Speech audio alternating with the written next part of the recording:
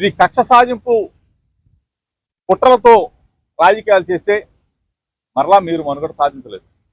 ప్రజలు చూస్తూ ఉన్నారు. అభంశుభం తెలియని నా కొడుకు మీద ఎగిరిగోళ్ళు ఏంటి, ఎగిరిగోళ్ళు ఆశ ఎవడన్నా కొంటాడండి? డబ్బులు పెంచి మీరు ఏ విధంగా కొనుక్కున్నారో మేము అదే విధంగా కొనుక్కున్నాం కదా. పేపర్ నోటిఫికేషన్ ఇచ్చి, ఈనాడు పేపర్లో పబ్లిక్ నోటిఫికేషన్ ఇచ్చి కొనుక్కున్న ఆస్తి, దాన్ని మరలా ఆ భూమిని మేము వాళ్ళు కూడా పేపర్ నోటిఫికేషన్ ఇచ్చి అమ్ముకోవడం జరిగింది.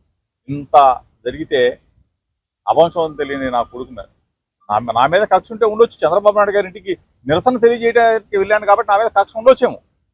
ఆ కక్ష సాధింపులు నా మీద ఉండొచ్చు. కానీ అమెరికాలో ఎంఎస్ చేసి డెలాయిట్లో జాబ్ చేస్తూ ఎన్నికల్లో నాకు సహకరించాలని వచ్చిన నా కొడుకు మీద కేసు పెట్టి అక్రమ కేసు, ఎటువంటి చిన్న పొరపాటు చేయని అటువంటి నా కుటుంబం మీద, నా కొడుకు మీద కేసు పెట్టారు, సబ్ జైలుకి పంపించారు. ఈ కళ్ళు చాలా ఆనందంతో ఉండుంటాయి. చాలా మంది మాట్లాడుతూ ఉన్నారు, దానికి కూడా సమాధానం చెప్తా. మీడియా ద్వారా అన్నీ కూడా రికార్డు మొత్తం కూడా ఇవ్వబోతా ఉన్నాం మీ అందరూ కూడా. దయచేసి ఈరోజు ఆనందంగా ఉండి, మంత్రులుగా ఉండి జోగి రమేష్ని తిడితేనో మా పదవులు కొనసాగుతాయని చెప్పేసి, పదవులు రాని వాళ్ళు జోగి రమేష్ని తిడితే ప్రభుత్వంలో చంద్రబాబు నాయుడు గారు పదవులు ఇస్తారని చెప్పేసి అడ్డగోలుగా మాట్లాడుతూ ఉన్నారు. మీకు కూడా పిల్లలు ఉన్నారు, మీకు కూడా కుటుంబాలు ఉన్నాయి.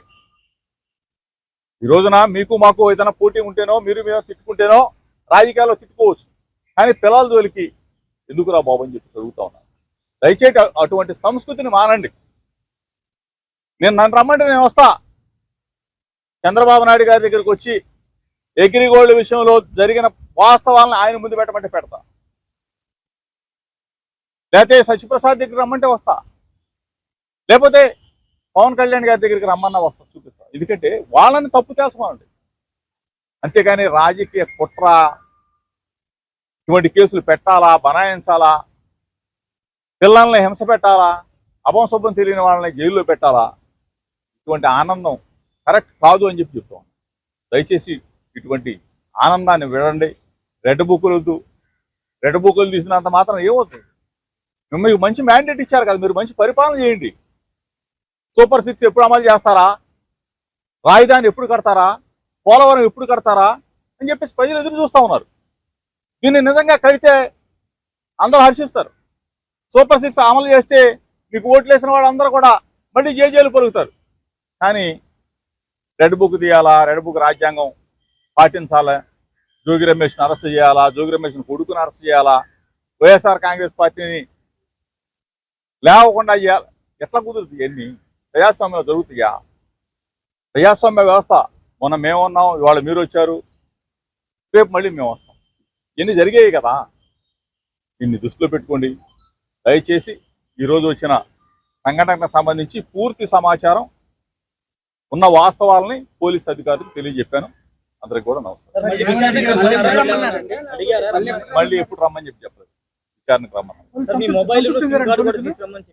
మొబైల్ నా ఫోను ఇప్పుడు కాదు, నేను యువజన కాంగ్రెస్ 2002లో యువజన కాంగ్రెస్ అప్పటి నుంచి ఒకటే ఫోన్ నంబర్ 9848047522 అదే నంబర్ వాడతా. ఇవే ఫోన్లు మార్చేది లేదు, లేదా ఇంకోటి లేదు. వాళ్ళకి ఏది కావాలంటే అది సహకరిస్తాం. అవ్వకుండా ఏముంది? ఏముంటుంది? ఇందులో ఉన్న వాస్తవాలే కదా. ఇందులో దాపరికేం లేదు, తాగుడు మూతలు లేవు.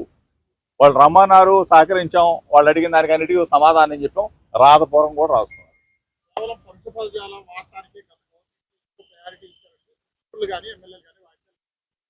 పరిశుద్ధ పదజాలం వాడుంటే, మేము తప్పు చేస్తుంటే ప్రజలు మమ్మల్ని ఏం చేశారో మీకు తెలుసు. ప్రజలు ఈరోజు అదే పని కానీ చేస్తే రేపు మిమ్మల్ని ఏం చేస్తారో.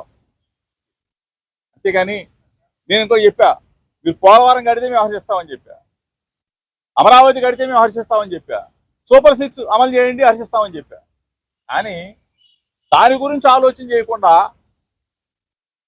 రెడ్ బుక్ తీయాలా, జోగి రమేష్ను బొక్కలు వేయాలా, జోగి రమేష్ కొడుకుని అన్యాయంగా ఇరికించాలా, ఇది కరెక్ట్ కాదు కదా. ఇది మంచిది కాదు కదా. అభంశుభం తెలియని వాళ్ళు ఏం చేశారు? మేము ఉన్నాం కదా, సరే మా మీదే కక్ష ఉంది, తీర్చుకోండి. ఇది కరెక్ట్ కాదని చెప్పేసి మీ ద్వారా. పార్టీ సపోర్ట్ ఎంతవరకు ఉందంటే మీరు ఒంటరిగానే ఫైట్ చేస్తున్నారు. అసలు పార్టీ సపోర్ట్ నాకు అర్థం కాదు. పార్టీ సపోర్ట్ నేను మంచివాడిని, నా దగ్గర నీతి ఉంటే ఎవరైనా నిలబడతారు. జోగి రమేష్ బలహీన వర్గాల్లో అంటే అంచెలంచెలుగా ఎదిగాం కాబట్టి ఒకళ్ళు తీసుకొచ్చి నన్ను ఇక్కడ ఎక్కించలా, ఎవరో తీసుకొచ్చి ఇక్కడ కూర్చోబెట్టలా. యువజన కాంగ్రెస్ నుంచి మెట్టు మెట్టు పేర్చుకుంటే ఎక్కాం, అంతేకాని తనమంది తీసుకొచ్చి నన్ను అందరం ఎక్కించలా. పార్టీ సపోర్ట్, పూర్తి సపోర్ట్ ఉంటుంది. ఎందుకు ఉండదు? తప్పు చేయనంత వరకు పార్టీ సపోర్ట్ ఉంటుంది. జగన్మోహన్ రెడ్డి గారి సపోర్ట్ ఎందుకు ఉండదు? నువ్వు ఎట్లా కొనుక్కున్నావో డబ్బులు పెట్టి మేమంతే కదా కొనుక్కుంది. ఏదో తప్పుడు అబ్బు అయితే మేమెందుకు కొనుక్కుంటాము, మేమెందుకు అమ్ముతాము? టోటల్ గా మీకు మొత్తం కూడా వివరాలతో సహా డాక్యుమెంట్తో సహా రేపు మొత్తం న్యాయస్థానాలు ఉన్నాయి కదా, న్యాయం ధర్మం ఉంటుంది, తప్పనిసరిగా న్యాయమే గెలుస్తుంది.